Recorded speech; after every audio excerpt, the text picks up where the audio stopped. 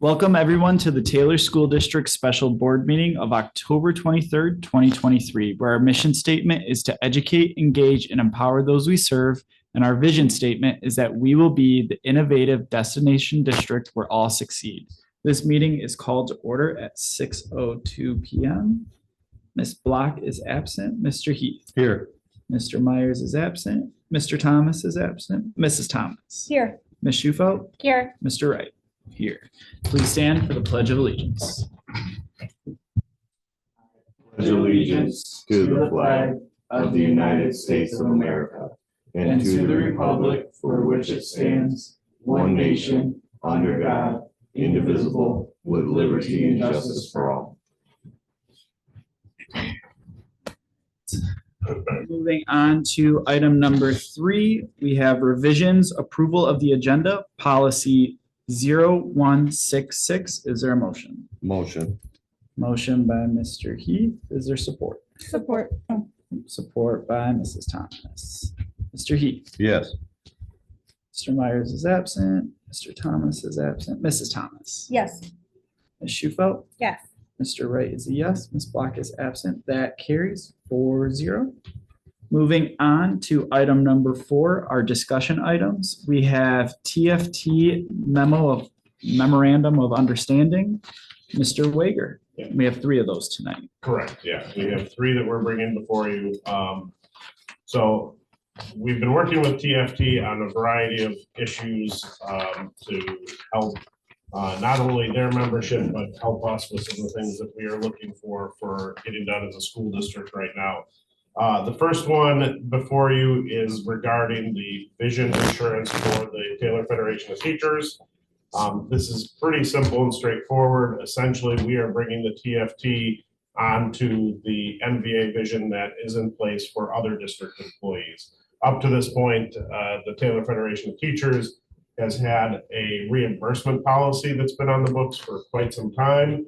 And this is just something that is going to bring them on board with the others. It is actually should be a benefit to the district in the fact that we no longer have to worry about looking at all these reimbursement checks and this process of how we were paying that money back out when TFT members went to get glasses or an eye exam or any of those kind of items. So it benefits both the district and the Taylor Federation of Teachers. Real quick question. Yeah. So this is adding vision insurance to their benefits? So essentially what was agreed to, and like I said, this was several years ago, that instead of being on the vision insurance, they took that you could get a reimbursement check like when you went in to get it. So it was in lieu of actually having an insurance plan for vision. There was, you got the equivalent reimbursed back to you on you could claim so much every year or every couple of years towards vision. Okay. It just makes it in many ways just a lot simpler for all involved. And the price point same. Yeah, it's negligible. It's about the same. And like I say, it does help from an administrative side and not keeping track of those reimbursements on our end. Is there any discussion with that one? All right. All right, the second one before you, as we have been talking recently about safety and security concerns at Taylor High School, one of the things that stood out to me when I was looking at the discipline data for Taylor High School, I saw a need that we really need to get an in-school suspension room in place there. There are certain infractions that, from my experience as being a building administrator, you don't want to jump to suspension for them. The example I'll use is skipping. Like kids are skipping class, they're not going where they belong, sending them home is really not the answer for skipping. But you need something more than just where you're having that administrative talk or that warning take place. But the issue with in-school suspension for a while has been what we pay in-school suspension people to be in that room. So I approached the TFT and asked if there was a way that they would be willing to work with us to change what was in their contract, particularly about the pay, to make it a much more attractive position for people to want to take. And you'll see in the MOU that we're raising that to $25 an hour for an ISS teacher. You'll also see in there that, excuse me, this wouldn't include just Taylor High School, but this is for our middle schools as well. we'd have a room at each middle school, and we'd have 2 rooms at Taylor High School. And the reason for the 2 rooms is we want to set a limit in there of 20 students. Again, from experience, if you have typically more than 15 students in an in-school suspension room, it becomes to get chaotic, and it doesn't always work as well as you would like. So that was why we put in there this cap of 20, and we made 2 spots at Taylor High in case we had to go over what is recommended. But it's just good practice to not be exceeding that amount of students. One of my questions is kind of related to what you're saying. In the in-school suspension room, is there like a curriculum, or is there like a process that they follow? Because I know from previous experience when I was in high school, sometimes that became the hangout room and Correct. kids wanted to go there. And So having been an administrator in when you were in high school, one of the things that was done differently at that point was they were allowing the teachers to send directly to the in-school suspension room. We've talked about that that's not a good practice either, that this is really meant to be where an administrator is making the decision of who goes in that room timely. And we have had the discussions that as part of this, there has to be some sort of, I wouldn't say curriculum, but there has to be some reflective exercises built in.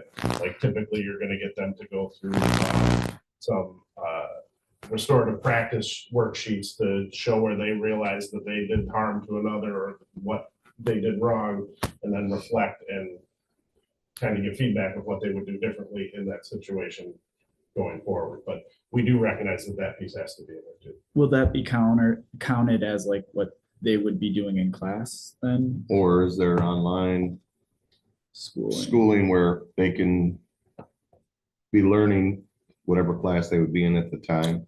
Yeah, those things can be built into that too, but because you're right, the reflective piece isn't going to take, Right. all 7 hours of the school day, Mhm. but certainly we want to make sure they're getting classwork and that. Sure. I know Hoover already does some of this stuff because they do have their in-school suspension room in place currently. And that they have these kind of setups where they're being reflective and they're also getting work. I think they even use a Google Sheet where the teachers have access, obviously the ISS person has access, Mhm. and they can check to see what the progress is on the assignment, so. I would assume with the Google Classroom, they would be able to Right. most teachers just upload the work to the Google Classroom and then they can access Yeah. it from there. Do you know why, and I know you weren't here at the time, do you Yeah. know why they got rid of the in-school suspension at the high school? It's not so much it got rid of, it's whether you could hire somebody. And that's kind of the case, not just here at Staffing. Taylor, it's when you were paying the rate of pay that ATAs had made in their contract, it was hard to fill that position.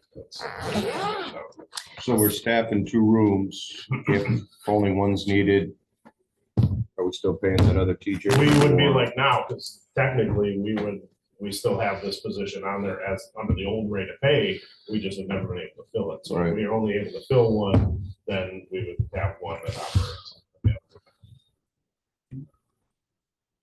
So But we may Hoover, have 2 people go now that it's been up and running. Sure. So, but Hoover already has one. correct, So we're gonna make one at West, correct. 2 at the high school. Yeah, and I talked to Mr. Doyle.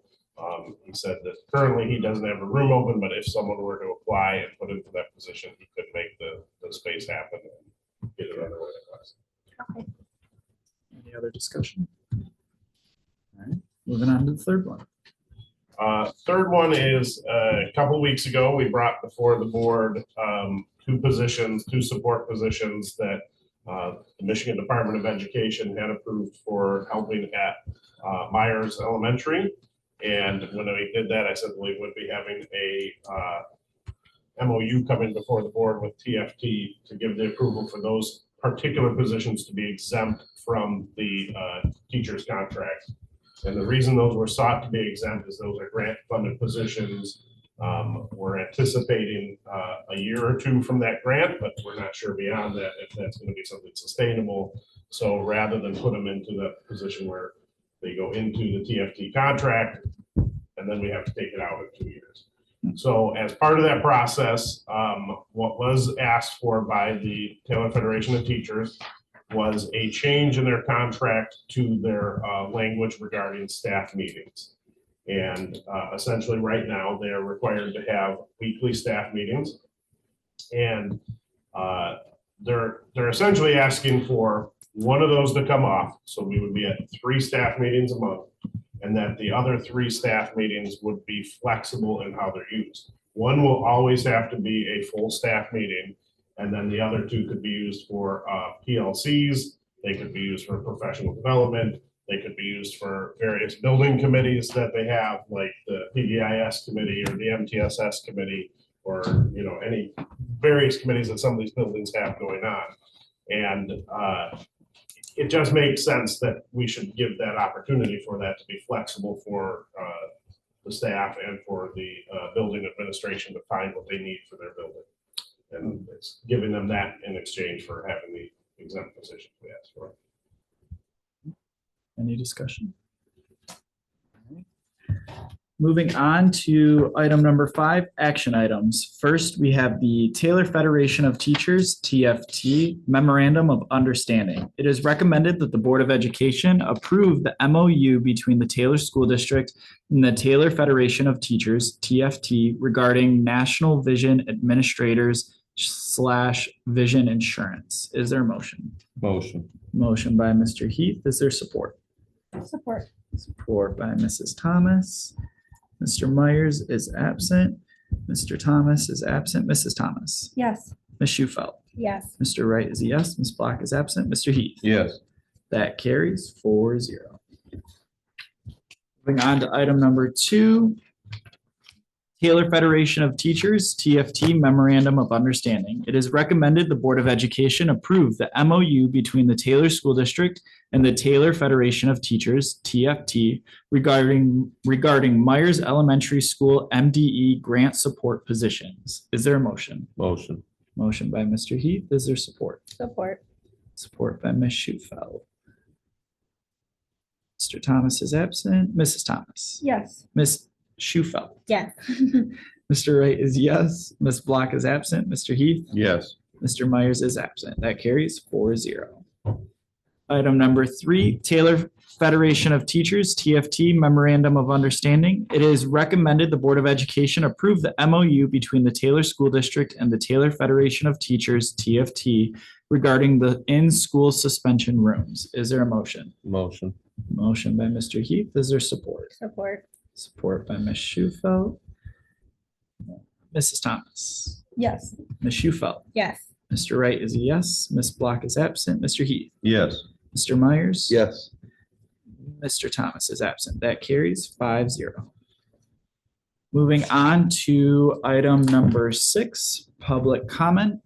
Thank you to all those who could be with us tonight. We understand the importance of continuing to keep you informed and providing an opportunity for you to be heard. Public comment will begin with those in person and then move to our online audience.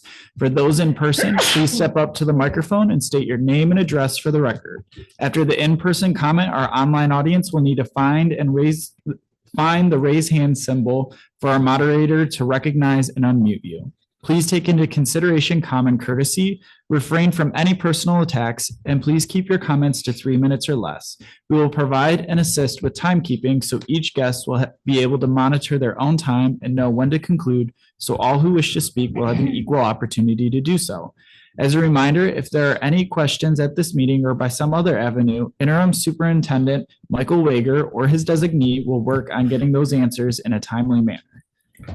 Any person? All right, online.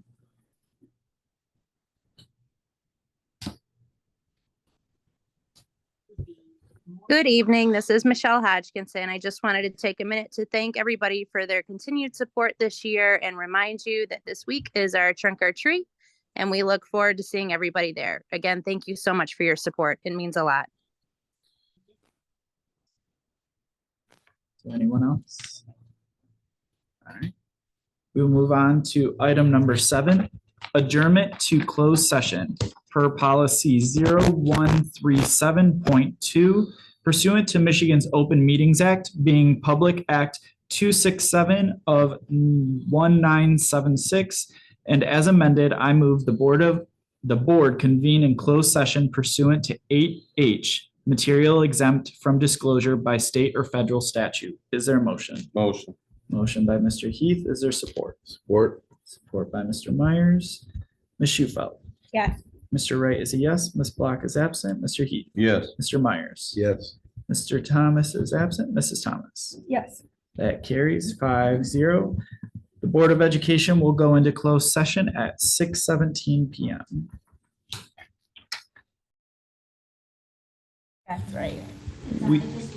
We are returning from closed session at 7:42 PM.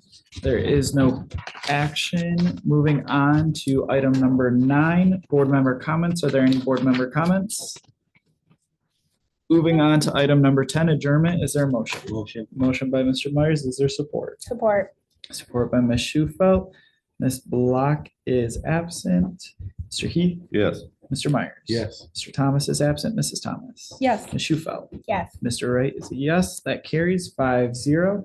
The Board of Education Special Board Meeting for October 23rd, 2023 will adjourn at 7:43 PM. Have a great night. Thank you.